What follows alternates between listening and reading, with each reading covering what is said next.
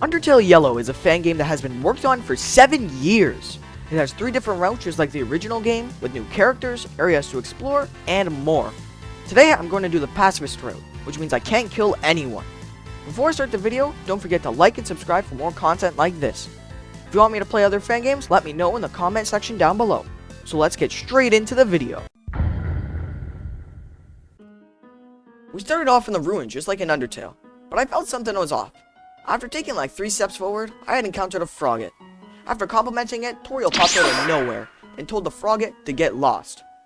After Toriel introduced herself, she told us to flick switches on the wall that she labeled. After I flicked the last one, it didn't work, so she said to flick the other one. And a hole opened up in the ground and I died. That was Undertale Yellow, so thank you guys so much for watching and goodbye! After waking up from a 40-foot fall, I had entered the Dark Ruins. It's the underground of the underground, I guess. Anyways, we see Flowey, who is actually your friend in this game.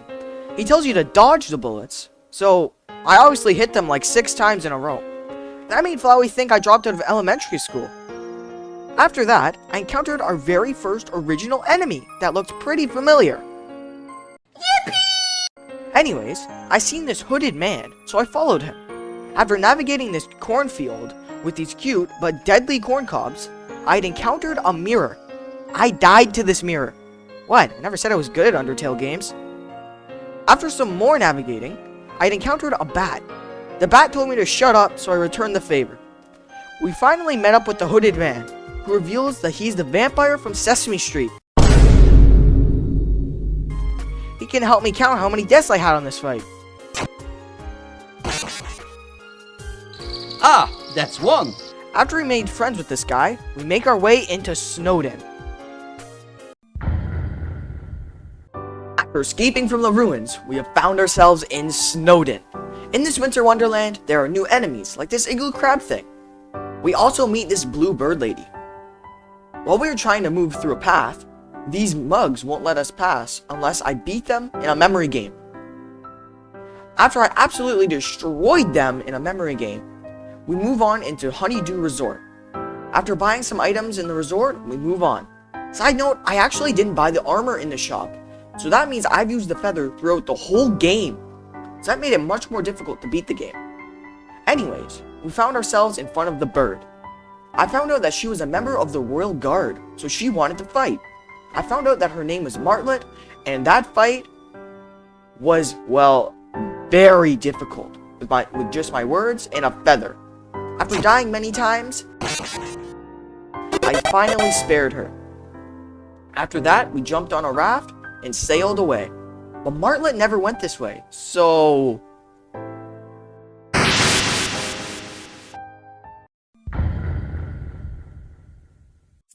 After our raft crashed, we woke up in a cave. When we exited the cave, we have found ourselves in the dunes. The first enemy we encountered was this little blob guy. I'm gonna name him Mike. After traversing a sandstorm, we eventually find out it's just a giant fan, we find ourselves in the mines. To get deeper in the mines, we need to get a pickaxe to fix an elevator. After a nice minecart ride and doing a couple puzzles, we are finally out of the mines. We take this elevator thing to the top of this mountain and meet El Balador. This fight made me go insane. The fight was a rhythm game, with these notes blocks falling from the top of the box. When they fall to the bottom, you have to time going to the right spot and pressing Z to not take damage. Because I only had the feather as my armor, he did 7 damage. If my math is mathing, that means he took 3 hits to kill me. After a while, and many deaths, I found a setting that makes me not have to press Z, and instead just go under the note to not take damage. That made it a little easier on me. But it was still the most difficult fight I had up to this point in the game. After probably over 1 million attempts, I finally beat it. Hey baby.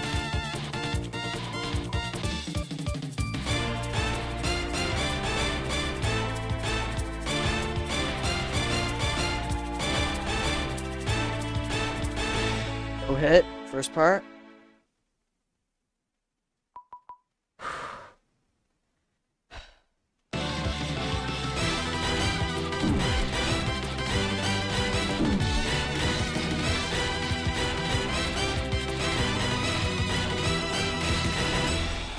Come on, come on. Please be done. Please be done. Please be done, man.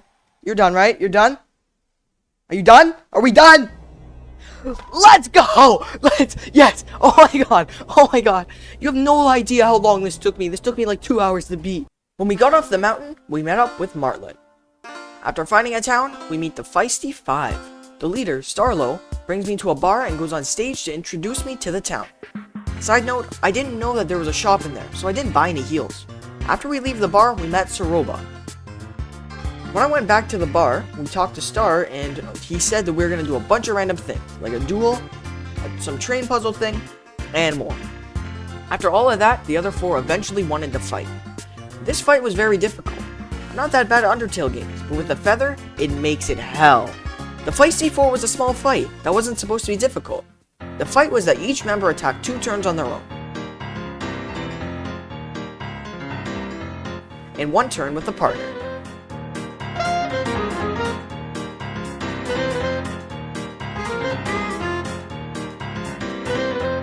Ten turns, that's it. It was very difficult to do this without items, and for them to do 7 damage. After I bought gunpowder, yes, gunpowder, to heal myself, it became very easy. After I beat them, Starlo came out of nowhere and yelled at them. That caused them to leave.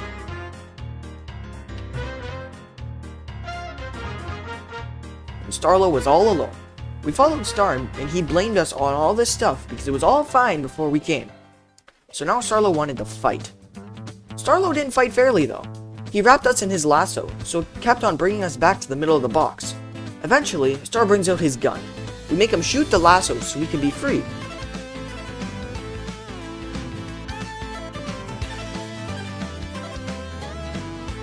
After some more turns, Soroba finally stops the fight. After that, we make our way to the door of the Steamworks. Soroba puts in the passcode so we can enter.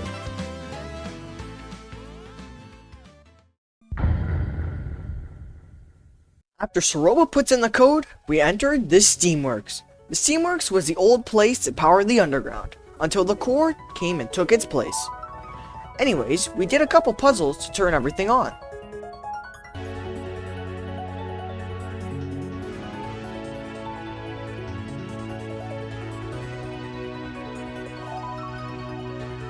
After crossing an area full of pink sauce, we met Axis. Axis tries to attack us because we were trespassing, even though we were just trying to get to Hotland. After some more talking, he sets off a trap door and we fell all the way down. At the bottom, Soroba makes me make a companion bot out of the scraps in the room. After creating our very own masterpiece, we escaped the room. Outside the room, we found ourselves stranded because we couldn't move over the pink sauce. In the sauce, there was a manta ray that we could ride to get us places. After pressing a button to open up this path, we've arrived at our destination.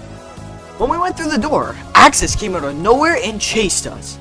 After Axis bonked his head on a piece of metal, Soroba and I can hide in a locker thing, so Axis couldn't see us. After we left the room, Axis found us again. We ran down a hallway while he was throwing his balls at me. When we were cornered, we showed the makeshift bot to Axis, and he rejected it. When he threw one of his balls at the bot, Soroba did some reflection thing that shot the ball back at him. It knocked him to the ground, and he ran away. After that, we found ourselves in a room full of white plants.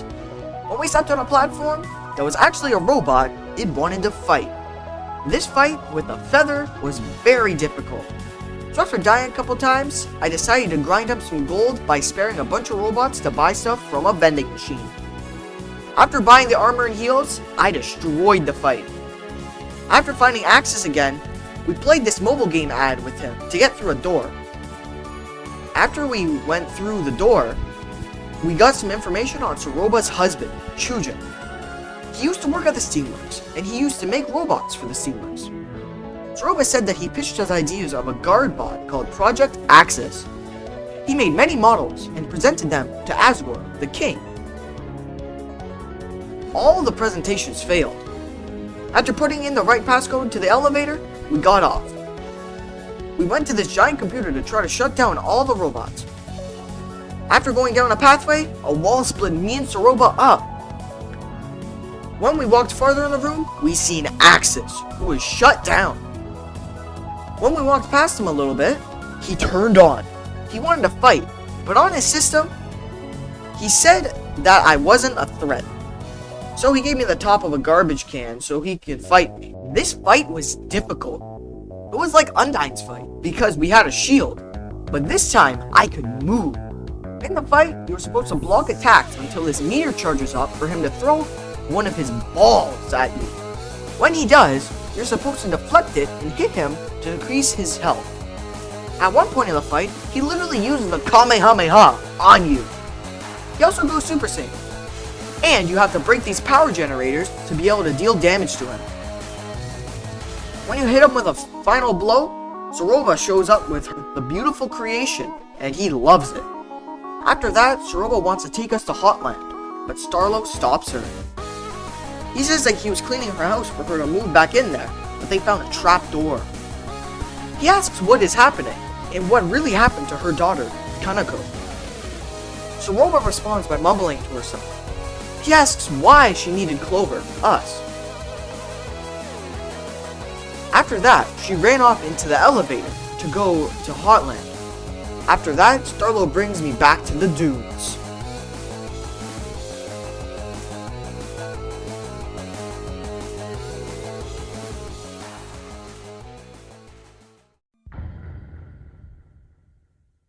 When we went back to the dunes, we met up with the rest of the four. After Martlet showed up, we decided to go to Soroba's old house to see what Star was talking about. After a bit of searching, we found a trapdoor underneath the rug. We went inside, and we seen an old videotape from Chujin, Soroba's husband. He was talking about how he can save monster kind with a boss monster. He said that he carried the boss monster gene, and that means his soul is much stronger than other monsters.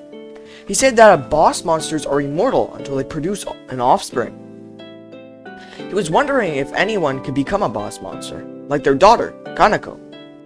He said that he needed to fuse a boss monster soul with a human soul and inject that serum into any regular monster.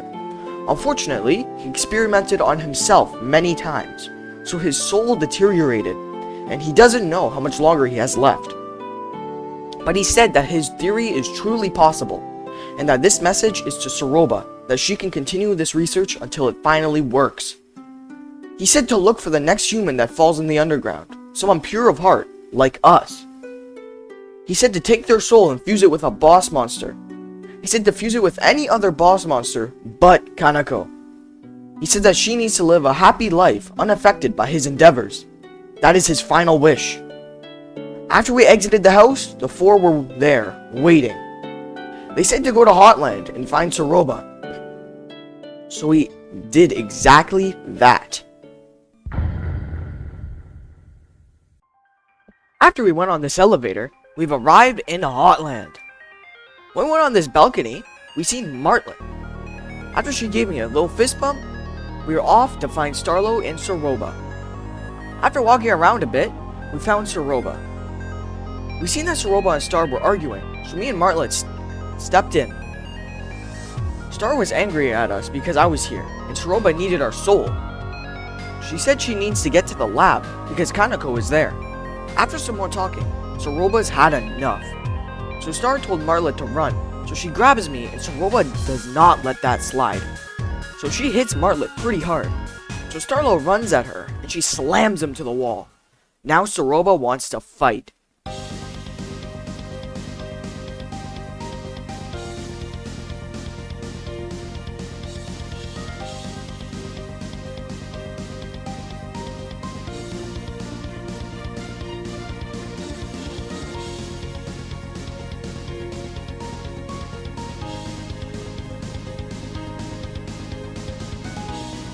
After a couple more attacks, she had had enough. So she attacks him as many times with a laser thing, and then with a final blast.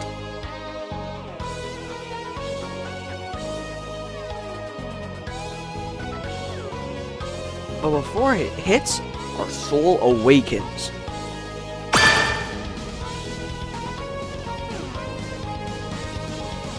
After firing a big shot, she gets blasted back. After that, she goes to her last resort, the mask.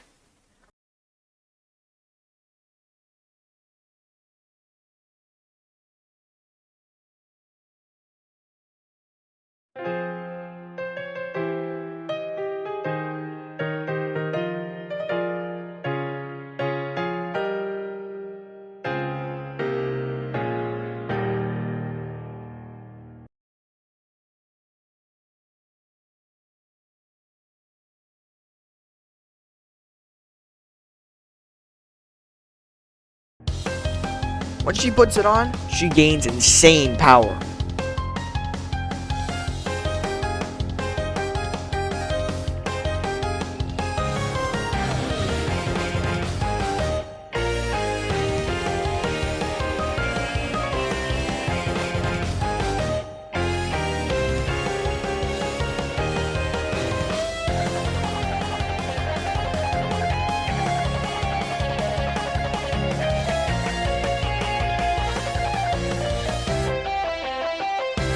She also shields herself.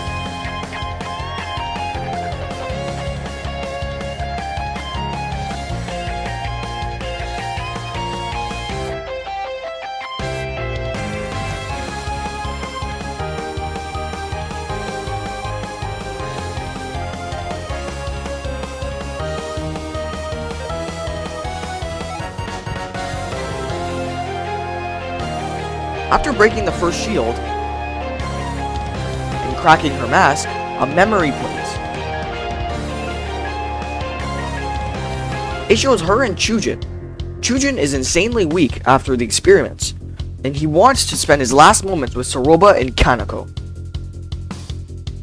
After that, we come back to the real world, and Soroba is very angry.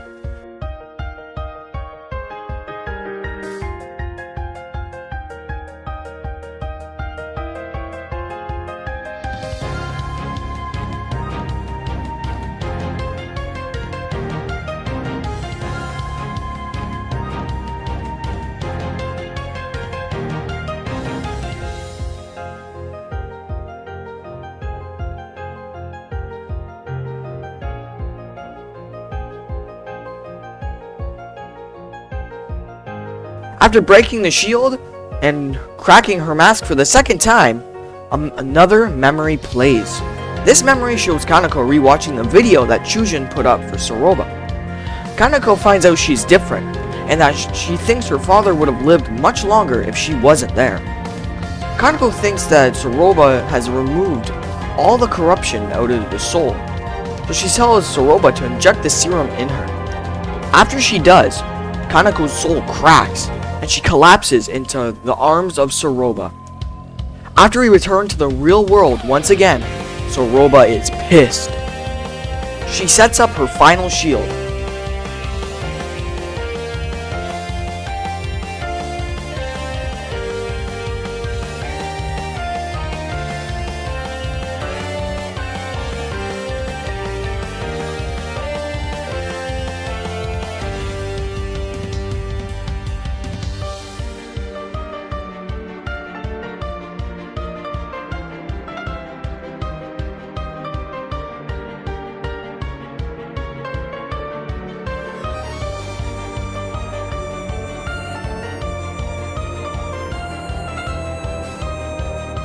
When we finally break the shield,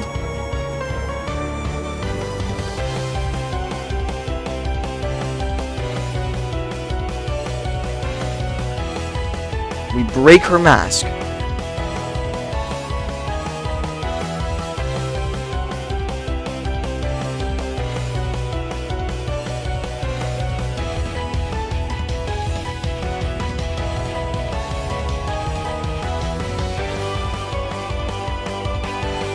After that, we have the choice to kill or spare her. Obviously, I spared her. After that, Starlo and Martlet woke up.